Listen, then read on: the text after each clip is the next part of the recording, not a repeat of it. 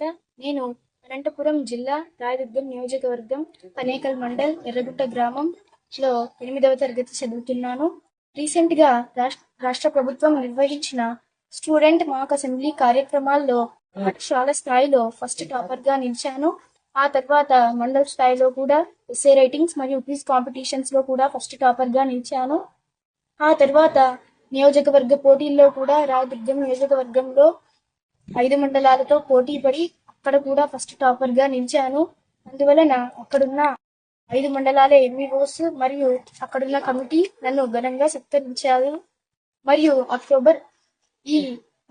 ఈ అంబేద్కర్ ఫోటోను కూడా వాళ్ళు నాకు ఇచ్చారు.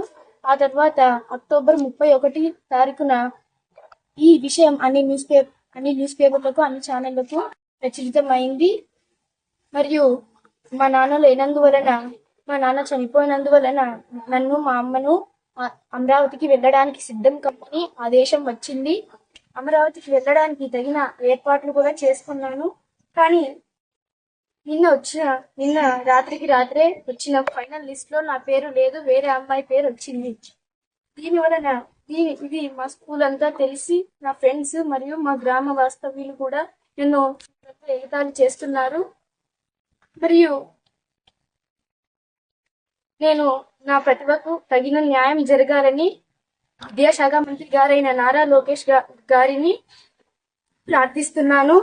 నాకు నా ప్రతిభకు తగిన న్యాయం జరగకపోతే నాకు ఆత్మహత్య శరణ్యం.